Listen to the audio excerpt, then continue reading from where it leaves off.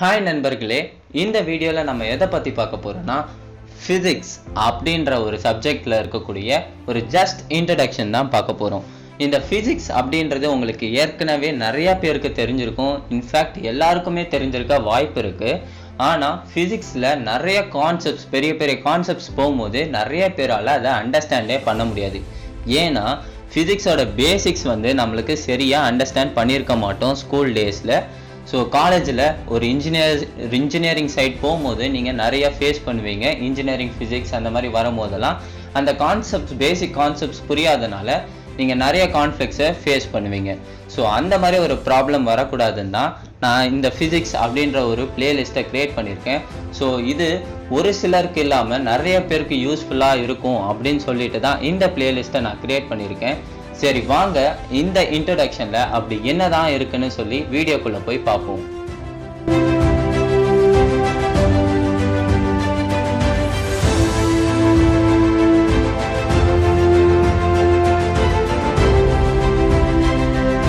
Friends, first இந்த ஃபிசிக்ஸ்க்கான இன்ட்ரடக்ஷனில் உங்களுக்கு ரெண்டு முக்கியமான விஷயத்த சொல்லணும். ஃபர்ஸ்ட், ஃபிசிக்ஸ்னா என்னன்னு தெரிஞ்சுக்கணும். ஸோ உங்களுக்கு சயின்ஸ் அப்படின்ற ஒரு மேஜர் சப்ஜெக்ட் தெரிஞ்சிருக்கும். ஏன்னா எல்லாருமே சயின்ஸ் நம்ம கண்டிப்பாக படிச்சிருப்போம் நம்மளுடைய ஸ்கூல் லைஃப்பில். அந்த சயின்ஸ் அப்படின்ற ஒரு பெரிய சப்ஜெக்டில் ஒரு சின்ன பார்ட்டு தான் நம்மளுடைய ஃபிசிக்ஸ். ஸோ இந்த ஃபிசிக்ஸ் எதை பற்றி இருக்குன்னா, நான் அந்த டெஃபினேஷனில் கொடுத்த மாதிரி matter, motion, space, time, energy, force, இதுதான் நம்மளுடைய ஃபிசிக்ஸோட மேஜர் கான்செப்ட். ஸோ மேட்டர் அப்படின்றத அதுக்குள்ளே இருக்கக்கூடிய மோஷன்ஸை ஸ்பேஸ்லேயும் டைம்லேயும் வச்சு பார்க்கக்கூடியது தான் நம்மளுடைய ஃபிசிக்ஸ் அப்படின்றது. ஸோ இந்த matter, motion, space, time, energy, force இதெல்லாமே நம்ம டெஃபினேஷனில் பார்த்துருப்போம்.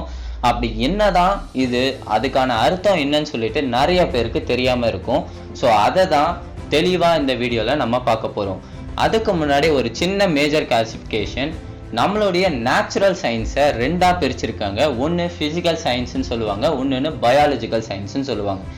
இந்த ஃபிசிக்கல் சயின்ஸில் தான் ஃபிசிக்ஸும் கெமிஸ்ட்ரியும் வரும். ஏன்னா அது நான் லிவிங் சிஸ்டம்ஸை பற்றின ஒரு ஸ்டடி, அதனால் அது ஃபிசிக்கல் சயின்ஸ்னு வரும். இதுவே பயாலஜிக்கல் சயின்ஸ் நீங்கள் அப்படி போனீங்கன்னா அதில் லிவிங் ஆர்கானிசம்ஸ்ன்னு வரும். ஸோ பாட்டனி அண்ட் ஜுவாலஜி இந்த சயின்ஸ்குள்ளே வரும். இது இல்லாமல் நிறைய சயின்ஸ் இருக்குது. ஆனால் இந்த நேச்சுரல் சயின்ஸில் மேஜர் கிளாசிஃபிகேஷனாக இந்த ரெண்டு தான் நம்மளுக்கு இருக்குது.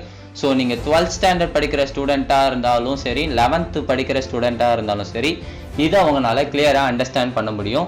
ஏன்னா இது எல்லாமே நம்ம படிப்போம். ஸோ நெக்ஸ்ட் விஷயம், நம்ம பேசிக்ஸ் டெஃபினேஷன்ஸ்க்கு போவோம். ஸோ நான் முன்னாடியே சொன்ன மாதிரி ஒரு சில கீவேர்ட்ஸ் சொன்னேன் இல்லையா, மேட்டர், மோஷன், ஸ்பேஸ், டைம் அப்படின்னு சொல்லிட்டு. ஸோ அதெல்லாம் என்னன்னு ஒன்று ஒன்றா இப்போ பார்ப்போம். First motion. ஸோ இது பெருசாக இருக்குன்னு சொல்லி நீங்கள் பயப்படாதீங்க, இதை நான் உங்களுக்கு ஈஸியாக புரிய வச்சிடுறேன். ஃபர்ஸ்ட்டு மோஷனுக்கு ஒரு பெஸ்ட் எக்ஸாம்பிள்னா, நீங்கள் ஒரு பாலை த்ரோ பண்ணுங்க, ஓகேவா? நீங்கள் ஒரு பாலை த்ரோ பண்ணிங்கன்னா எர்த்துக்கிட்ட இருக்க கிராவிட்டினால அந்த பால் மேலே போய் திரும்பியும் கீழே வந்துடும், கரெக்டாக? இதுதான் நம்ம நியூட்டன் சொன்ன விஷயம், கிராவிடேஷனல் ஃபோர்ஸ். ஸோ இந்த மோஷன் அப்படின்றது என்னன்னா, ஒவ்வொரு செகண்டை நீங்கள் வச்சுக்கிட்டாலும் சரி, இல்லை ஒவ்வொரு 30 செகண்ட்ஸ்க்கு வச்சுட்டாலும் சரி, பால் ஒரே பொசிஷனில் இருக்காது, கரெக்டாக? ஸோ ஃபஸ்ட்டு நம்ம கையில் இருக்கும், நெக்ஸ்ட்டு ஒரு பாதி டிஸ்டன்ஸ் மேலே இருக்கும், அதுக்கப்புறம் அது மேக்ஸிமம் ஹைட்டுக்கு போகும், திரும்பியும் அது நடுவில் வரும், திரும்பியும் பால் கீழே விழுந்துடும், கரெக்டாக? ஸோ ஒவ்வொரு டைம்லேயும் நம்மளுடைய பால் ஒவ்வொரு இடத்துல இருக்குது, கரெக்டாக? ஸோ அதை தான் நம்ம மோஷன்னு சொல்லுவோம். அதாவது ஒரு டைமை மீன் பண்ணி ஒரு ஆப்ஜெக்ட் அதோட பொசிஷன் சேஞ்ச் ஆகிட்டே இருக்கு அப்படின்னா அதுதான் மோஷன் அப்படின்னு சொல்லுவோம். இந்த மோஷன்ஸே யூஸ் பண்ணி அதில் நம்ம அப்ளை பண்ணுற ஃபோர்ஸ்னால ஏற்படக்கூடிய சேஞ்சஸை தான் நம்ம டைனமிக்ஸ் அப்படின்னு சொல்லுவோம். நெக்ஸ்ட் விஷயம், நம்ம மேட்டருக்கு வருவோம். ஸோ மேட்டர்ன்றது ஒரு பெரிய கான்செப்ட். ஸோ அதை உங்களுக்கு ஈஸியாக அப்படி நான் சொல்லணும் அப்படின்னா, ஒரு பொருளுக்கு நீங்கள் மாஸ் இருக்கணும். ஸோ மாஸ்னா என்னன்னு தெரிஞ்சிருக்கும்னு நினைக்கிறேன். ஸோ வெயிட் கிராவிடேஷனல் ஃபோர்ஸை ஆட் பண்ணும்போது அதை வெயிட்னு சொல்லுவோம். வெறும் கிராவிடேஷனல் ஃபோர்ஸ் இல்லாமல் இருக்குன்னா அதை நம்ம மாஸ்ன்னு சொல்லுவோம். இந்த ஒரு பொருளுக்கு மாஸ் இருந்து அது ஒரு ஸ்பேஸை ஆக்குப்பை பண்ணுச்சுன்னா அதுதான் மேட்டர் அப்படின்னு சொல்லுவோம். இதுக்கு ஒரு best example and super example என்னன்னா நம்மளுடைய வாட்டர் அப்படின்றது தான். ஸோ நீங்கள் வாட்டர் எடுத்துக்கிட்டிங்கன்னா வாட்டர் வந்து லிக்விடாக இருக்கும் போது அதுக்கு ஒரு பர்டிகுலர் வெயிட் இருக்கும், கரெக்டாக? ஸோ வாட்டரை நீங்கள் ஒரு இடத்துல ஊற்றி வச்சிங்கன்னா அது ஒரு இடத்த ஆக்குப்பை பண்ணிக்கும். ஸோ ஒரு ஸ்பேஸையும் ஆக்குப்பை பண்ணிக்குது, அதே மாதிரி அதுக்கு வெயிட் இருக்கிறதுனால வாட்டர் வந்து ஒரு டைப் ஆஃப் அ மேட்டர் அப்படின்னு சொல்லுவாங்க. ஸோ இந்த உலகத்தில் நீங்கள் பார்க்குற எல்லாமே மேட்டர் தான், ஏன்னா எல்லாமே ஆட்டம்ஸால் ஆனது, கரெக்டாக? ஸோ உலகத்தில் இருக்க எல்லாமே அணுவால் ஆனதுனால நம்ம எல்லாமே உலகத்தில் மேட்டர் அப்படின்னு தான் சொல்லி ஆகணும். இந்த மேட்டர்லேயே வந்து ஒரு டைப் இருக்குது, அதாவது ஃபேஸஸ் அப்படின்னு சொல்லுவாங்க. இந்த மேட்டர் வந்து வெறும் ஒரு ஃபேஸாக தான் இருக்கணும்னு அவசியம் இல்லை, டிஃப்ரெண்ட் கைண்ட்ஸ் ஆஃப் ஃபேஸஸ் இருக்கும். ஸோ அது ஒன்றுத்துக்கு 2 ஃபேஸஸ் இருக்கும், ஒன்றுத்துக்கு 3 ஃபேஸஸ் இருக்கும், அந்த மாதிரி டிஃப்ரெண்ட் கைண்ட்ஸ் ஆஃப் ஃபேஸஸ் இருக்கும். அந்த ஃபேஸஸ் வந்து நம்ம எப்படி டிஃபைன் பண்ணலாம்னா solid state, liquid state and gaseous state. இந்த 3 ஸ்டேட் தான் நம்ம மேஜராக பிரிப்போம். ஸோ சாலிடுனா வந்து உங்களுக்கு நல்லா தெரிஞ்சிருக்கும், அதோட டென்சிட்டி ரொம்ப அதிகமாக இருக்கும். ஸோ அதுவே நீங்கள் கேஷியஸ் சைட் போனீங்கன்னா டென்சிட்டி ரொம்ப கம்மியாக இருக்கும். இதுக்கும் உங்களுக்கு பெட்டர் எக்ஸாம்பிள்னா அது வாட்டர் தான். ஸோ வாட்டர் சாலிடாக இருக்கும் போது நம்ம ஐஸ் கியூப் அப்படின்னு சொல்லுவோம் இல்லையா, அதுவே வாட்டர் லிக்விடாக இருக்குன்னா அதை வாட்டர் அப்படின்னே சொல்லுவோம். இதுவே வாட்டர் வந்து கேஷியஸ் ஸ்டேட்டில் இருக்குன்னா அதை ஸ்டீம்னு சொல்லுவோம், கரெக்டாக? ஸோ ஒரு வாட்டரை நீங்கள் ஃப்ரீஸ் பண்ணிங்கன்னா அது ஐஸ் கியூப் ஆகும், ஒரு வாட்டரை நீங்கள் பாயில் பண்ணிங்கன்னா அது ஸ்டீம் ஆகும், ஒரு வாட்டர் நார்மலாக ஒரு லிக்விடாகவும் இருக்கும். ஸோ இதுதான் ஒரு மேட்டர் 3 ஃபேஸஸில் இருக்குது. அது முக்கியமான விஷயம் என்னன்னா வாட்டருன்றது ஒரே இதுதான், ஆனால் அது 3 வகையாக பிரிக்கப்பட்டு ஸ்டேட்ஸில் இருக்கனால தான் நம்ம இதை வந்து ஃபேஸஸ் அப்படின்னு சொல்கிறோம். ஸோ ஃப்ரெண்ட்ஸ், இந்த ஃபேஸஸ் தான் இருக்கணும்னு கிடையாது. நான் முன்னாடியே சொன்ன மாதிரி 3ன்றது மேக்ஸிமம் கிடையாது, அது இல்லாமல் இன்னும் நிறைய ஃபேஸஸ் இருக்குது. லைக் பிளாஸ்மா, இன்னும் போன்ஸ் ஐன்ஸ்டைன், அந்த மாதிரி சொல்லிட்டு நிறையா டைப் ஆஃப் ஃபேஸஸ் இருக்குது. அது எல்லாமே கொஞ்சம் அட்வான்ஸ் கான்செப்ட். ஸோ அந்த கான்செப்ட்ஸ்குள்ளே போகாமல் நம்ம பேசிக்ஸை ஃபஸ்ட்டு நல்லா அண்டர்ஸ்டாண்ட் பண்ணிப்போம். ஸோ நெக்ஸ்ட்டு விஷயம் என்னென்னா நம்மளுடைய ஸ்பேஸ் அப்படின்னு சொல்கிறது. ஸோ ஸ்பேஸ்னால் உங்களுக்கு நல்லா தெரிஞ்சிருக்கும்னு நினைக்கிறேன்.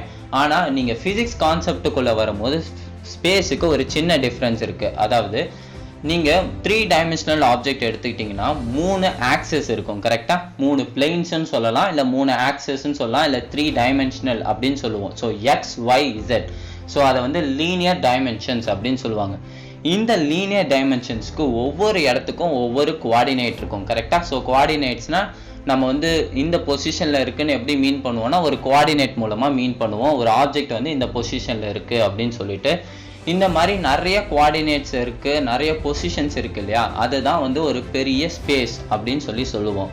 இந்த ஸ்பேஸ்லேயே நம்மளுடைய மாடர்ன் ஃபிசிக்ஸில் என்ன சொல்கிறாங்கன்னா 4th டைமென்ஷனல் ஒன்று இருக்குது, அது வந்து டைம் அப்படின்னு சொல்ல வராங்க.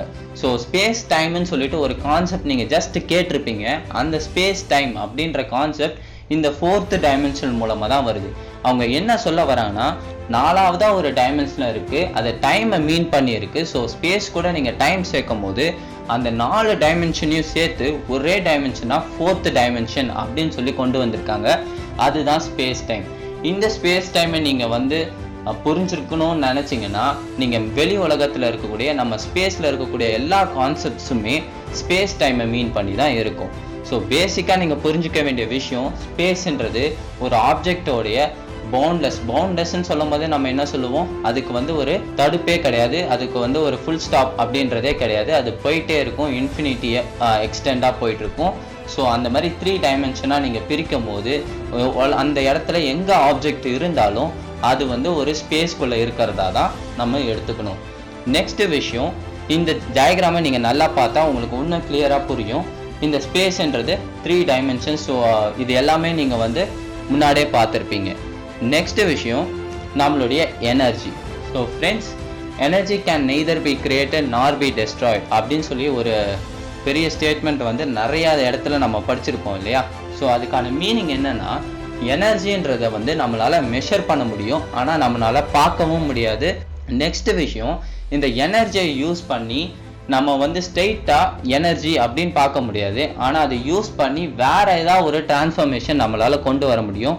அதனால தான் இந்த எனர்ஜியை யூஸ் பண்ணி நம்ம ஒரு ஒர்க் பண்ணுறதும், எனர்ஜியை யூஸ் பண்ணி நம்ம ஒரு ஹீட்டை க்ரியேட் பண்ணுறதும் பண்ணிக்கிட்டு இருக்கோம். ஸோ எனர்ஜியை யூஸ் பண்ணுறதுனா நம்ம பாடியை நீங்கள் எடுத்துக்கிட்டிங்கன்னா அதில் நம்மளுக்கு எனர்ஜி இருக்குது இல்லையா. ஸோ ஒரு பர்டிகுலர் அத்லெட் இருக்காங்கன்னா அவரால் ஒரு 1000 கிலோமீட்டர் தொடர்ந்து ஓடிக்கிட்டே இருக்க முடியாது, ஏன்னா அவருடைய எனர்ஜி கம்மி ஆயிடுச்சுன்னு சொல்லுவோம் இல்லையா.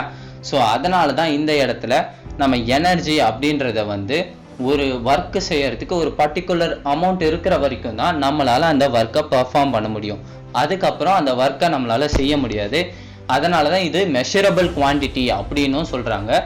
அதே போல் எனர்ஜிக்கு வந்து ஜூல் அப்படின்றது தான் நம்ம யூனிட்டாக யூஸ் பண்ணுறோம். ஸோ இப்போ ஒரு லென்த்தை நீங்கள் மெஷர் பண்ணுறீங்கன்னா அதை மீட்டர் 1 மீட்டர் அப்படின்னு சொல்லி மெஷர் பண்ணுவீங்க இல்லையா. அதே மாதிரி நீங்கள் ஒரு எனர்ஜியை மெஷர் பண்ணணும்னா ஜூல் அப்படின்றது தான் வச்சு நீங்கள் யூஸ் பண்ணணும். இந்த ஜூல் அப்படின்றது வேறு எதுவும் கிடையாது. 1 மீட்டர் டிஸ்டன்ஸை வந்து ஒரு ஆப்ஜெக்டை மூவ் பண்ணுறதுக்கு நீங்கள் ஒரு ஃபோர்ஸ் ஆஃப் நியூட்டனை கொடுத்தீங்கன்னா அதுக்கு எவ்வளோ எனர்ஜி வந்து தேவைப்படுது அப்படின்றத கண்டுபிடிச்சிங்கன்னா அதுதான் 1 ஜூல் அப்படின்னு சொல்லி நம்ம சொல்லுவோம். ஸோ இந்த இடத்துல ஃபோர்ஸ் அப்படின்ற ஒரு புது விஷயம் இருக்கு இல்லையா. ஸோ ஃபோர்ஸ்ன்றது பேசிக்காக எல்லாருக்குமே தெரிஞ்சிருக்கும், ஆனால் சில பேருக்கு வந்து ஃபோர்ஸ்னாலே என்னன்னு தெரியாது. ஸோ அதையும் நான் வந்து கீழே கொடுத்துருக்கேன். ஸோ ஃபோர்ஸ்ன்றது வேறு எதுவும் இல்லை, நம்ம ஏதாவது ஒரு ஆப்ஜெக்ட் கூட இன்ட்ராக்ஷன் வச்சுருக்கோம் அப்படின்னா அதுதான் ஃபோர்ஸ். இப்போ நான் ஒரு ஃபோர்ஸ் அந்த இடத்துல இருக்குன்னு எப்படி சொல்லலாம்னா, எப்படின்னா ஒரு ஆப்ஜெக்ட் ரெஸ்ட்ல இருக்கு, அந்த ஆப்ஜெக்டை வந்து நான் மூவ் பண்ண வைக்கணும் அப்படின்னா அதுக்கு எனக்கு தேவை தான் ஃபோர்ஸ். அதே மாதிரி ஏற்கனவே ஒரு ஆப்ஜெக்ட் மூவிங்கில் இருக்கு, அதோட ஸ்பீடை நான் குறைக்கணுன்னாலும் எனக்கு தேவை ஃபோர்ஸ். ஸோ ஒன்று வந்து நான் ஆக்சிலரேட் பண்ணுவேன், இன்னொன்று வந்து அதை டீஆக்சிலரேட் பண்ணுவேன். ஸோ ரெண்டுமே ஃபோர்ஸ் தான். நெக்ஸ்ட் விஷயம், இதை பேசிக்காக நீங்கள் டிஃபைன் பண்ணுறது ஒரு புஷ் ஆர் புல். புல்லுன்னும் போது நீங்கள் அதுக்கான வெலாசிட்டியை குறைப்பீங்க, புஷ்ன்னும் போது அதுக்கான ஆக்சிலரேஷனை நீங்கள் கொடுப்பீங்க. இந்த ஃபோர்ஸை நியூட்டன் அப்படின்ற ஒரு எஸ்ஐ யூனிட்டால் தான் நீங்கள் வந்து மெஷர் பண்ணுவீங்க. ஃபோர்ஸை மெஷர் பண்ணுறீங்கன்னா அது இன் டேர்ம்ஸ் ஆஃப் நியூட்டனில் தான் மெஷர் பண்ணுவாங்க. ஸோ இந்த இடத்துல ஃபோர்ஸ்னால் நீங்கள் ஒரு ஆப்ஜெக்டை மூவ் பண்ண வைக்கிறதுக்கு தரக்கூடிய ஒரு பர்டிகுலர் மோஷன் தான் அந்த ஃபோர்ஸ் அப்படின்றது. ஸோ அது எய்தர் பி புஷ்ஷாகவும் இருக்கலாம், இல்லை அது புல் ஃபோர்ஸாகவும் இருக்கலாம். இந்த ஃபோர்ஸ்ன்றது வெறும் ஃபோர்ஸோட நிறுத்த முடியாது. இதை நீங்கள் எங்கெல்லாம் யூஸ் பண்ணுறீங்களோ அதுக்கேற்ற மாதிரி அந்த ஃபோர்ஸ் மாறிக்கிட்டே இருக்கும். ஸோ அதனால தான் கிராவிடேஷனல் ஃபோர்ஸ், ஆக்சிலரேஷன் ஃபோர்ஸ், இந்த மாதிரி நிறைய ஃபோர்ஸஸ் வந்து நம்ம படிச்சுக்கிட்டே வரோம் இல்லையா. ஸோ ஃப்ரெண்ட்ஸ், இந்த இடத்துல இந்த டயக்ராமை நீங்கள் பார்த்தீங்கன்னா நிறைய ஃபோர்ஸஸ் இருக்குது இல்லையா. ஸோ மேக்னெட்டிக் ஃபோர்ஸ் இருக்குது, கிராவிடேஷனல் ஃபோர்ஸ் இருக்குது, புஷ் ஆர் புல் ஃபோர்ஸ், மூணுமே அந்த இடத்துல இருக்குது. கீழே இருக்கக்கூடிய 2 மேக்னெட்ஸ்குள்ளே வர ஃபோர்ஸ் வந்து ரிப்பல்சிவ் ஃபோர்ஸாக இருக்கும், ஏன்னா ரெண்டுமே வந்து ஒரே நார்த் போலாக இருக்கிறனால அது வந்து ரிப்பல் ஆகும் இல்லையா. லைக்லி சார்ஜஸ் ரிப்பல்ஸ் அப்படின்னு சொல்லி நம்ம சொல்லுவோம். ஸோ ரெண்டுமே ஒரே சார்ஜஸாக இருக்கனால அந்த இடத்துல ரிப்பல் நடக்கும். அது ஒரு டைப் ஆஃப் புஷ், ஓகேவா, ஒரு டைப் ஆஃப் புஷ். ஸோ அதனால் அது வந்து மேக்னெட்டிக் ஃபோர்ஸ் அப்படின்னு சொல்லி நம்ம சொல்லுவோம். இதுவே மேலே இருந்து ஒரு ஆப்ஜெக்ட் கீழே விழுதுன்னா அது கிராவிடேஷனல் ஃபோர்ஸ்ன்னு சொல்லுவோம். நீங்கள் எர்த்தில் ஒரு ஆப்ஜெக்டை மேலே இருந்து கையை விட்டிங்கன்னா அது கீழே தான் போகும், ஏன்னா கிராவிடேஷனல் ஃபோர்ஸ்னால அது கீழே போகுது. ஸோ இதே தான் நியூட்டனுக்கும் நடந்தது. ஒரு ஆப்பிளை வந்து அவர் மரத்துக்கு அடியில் இருந்து பார்க்கும்போது அது மேலே இருந்து கீழே விழுந்தது இல்லையா. So due to gravitational force. இதுவே வந்து அந்த சைடில் பார்த்தீங்கன்னா ஒரு வெயிட்டை வந்து தூக்கிறதுக்கு நம்ம இந்த இடத்துல ஒரு புல் ஃபோர்ஸ் கொடுக்குறோம், அந்த இடத்துல ஒரு புஷ் ஃபோர்ஸ் இருக்குது. டியூ டு கிராவிடேஷன் அந்த இடத்துல கிராவிடேஷனல் ஃபோர்ஸும் இருக்குது. ஸோ ஃபோர்ஸுன்றது ஒன்றுன்னு நம்ம சொல்ல முடியாது, அது எது கூடலாம் வந்து இன்ட்ராக்ட் பண்ணுதோ அதுக்கேற்ற மாதிரி ஃபோர்ஸ்க்கான நேம் மாறிக்கிட்டே இருக்கும், ஆனால் அதுக்கான எஸ்ஐ யூனிட் ஒன்றா தான் இருக்கும். ஸோ ஃப்ரெண்ட்ஸ், இதோட இந்த வீடியோ நம்ம முடிச்சுக்கலாம். ஸோ ஃபிசிக்ஸில் இருக்கக்கூடிய ஒரு சில பேசிக் கான்செப்ட்ஸை நீங்கள் அண்டர்ஸ்டாண்ட் பண்ணியிருப்பீங்கன்னு நினைக்கிறேன். இதை விட சூப்பரான கான்செப்ட்ஸோட அடுத்த வீடியோவில் வேறு ஃபிசிக்ஸ் வீடியோவோட உங்களை சந்திக்கிறேன். தேங்க்யூ.